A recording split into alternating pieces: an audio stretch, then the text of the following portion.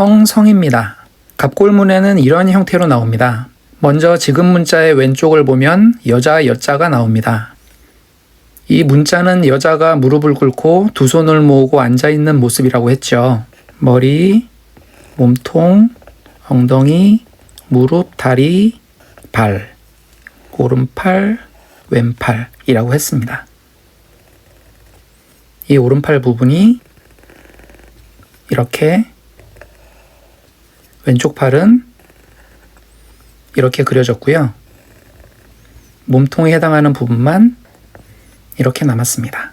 그래서 이 부분은 말 그대로 여자라는 뜻을 나타냅니다. 그리고 지금 문자의 오른쪽 부분은 날생자인데요. 이 글자는 두 부분으로 되어 있습니다. 위쪽은 풀을 나타내고 아래쪽은 흙을 나타냅니다. 이 부분이 땅인데요. 이렇게 표현이 되었고요.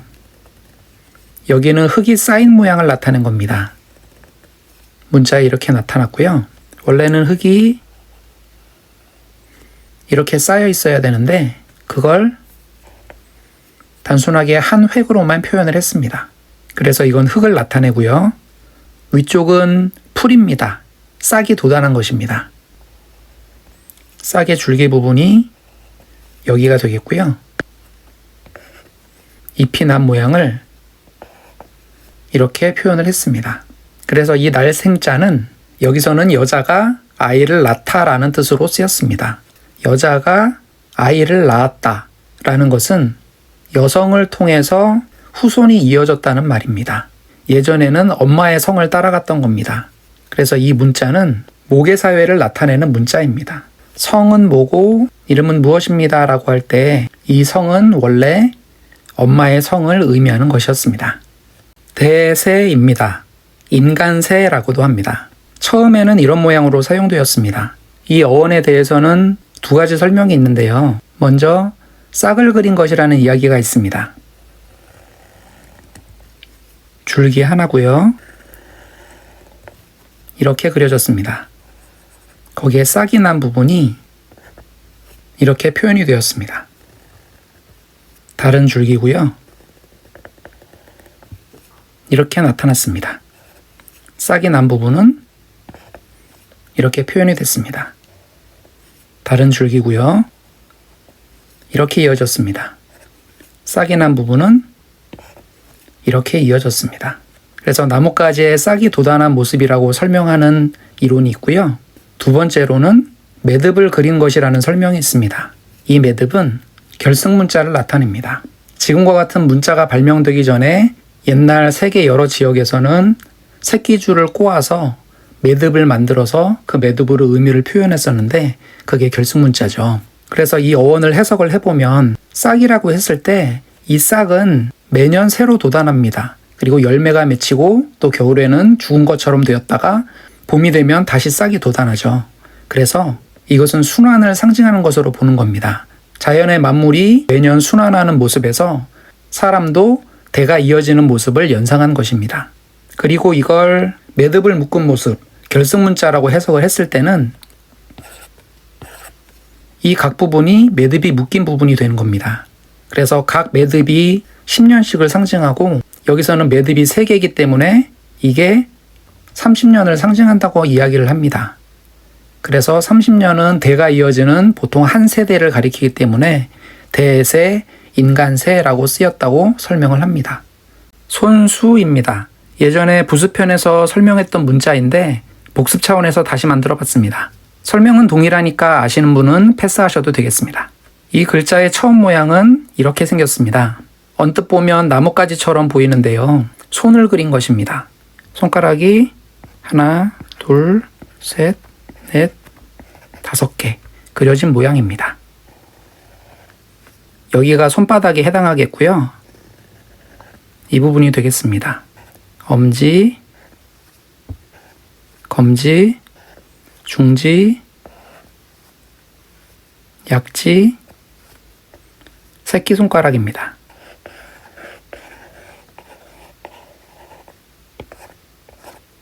이렇게 손을 나타낸 문자입니다.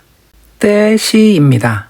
처음에는 이런 모양이었던 문자가 나중에 이런 모습으로 바뀌었습니다. 그래서 이 처음에 문자를 보면 이 윗부분은 사람의 발을 그린 것이고요.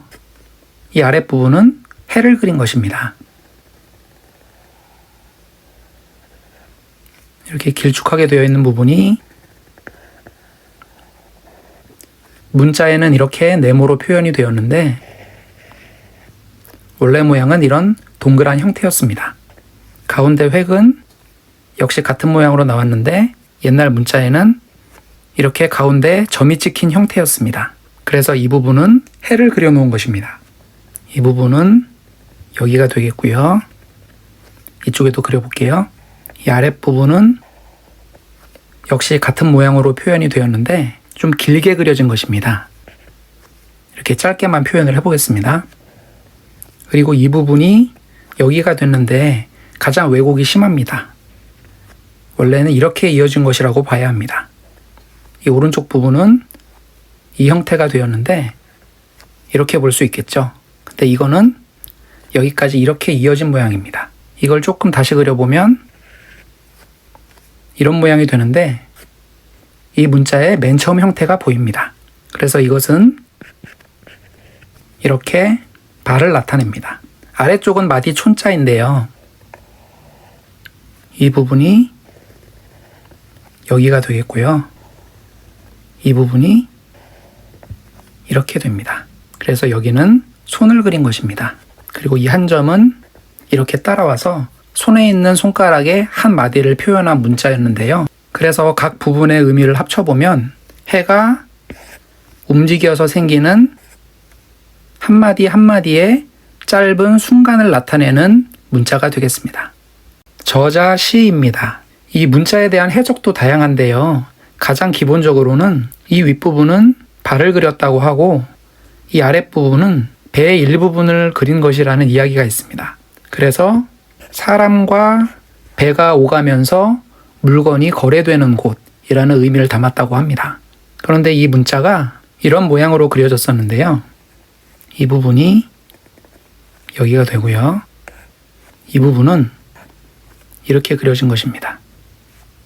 이 부분은 이렇게 이어지는데 여기까지 이어진 형태로 보는 것이 맞습니다. 그래서 다시 그려보면 이런 형태가 됩니다. 그래서 사람의 발을 그린 것입니다. 이 T자에 가까운 모양이 이렇게 표현이 되었는데 이건 이렇게 배가 있을 때 돛대와 돛체에 해당하는 부분이라고 생각이 됩니다. 이 부분이 이렇게 표현이 되는데 이 부분 전체가 돛을 나타낸다고 이야기하는 것 같습니다. 그런데 옛날 중국의 다른 학자는 이 각 부분을 따로 떼어서 해석을 했습니다. 이 부분은 발을 그린 것이고 이 하늘색 점은 8팔자를 써서 나누다라는 의미로 봅니다. 그리고 이 T자와 같은 모양은 이런 갈고리 모양을 나타내는 것이라고 이야기를 합니다. 많은 사람들이 오가는 곳에서 갈고리처럼 사람들을 끌어들여서 물건과 돈을 나누는 곳이라는 의미로 이 문자를 쓴다고 해석한 학자도 있습니다.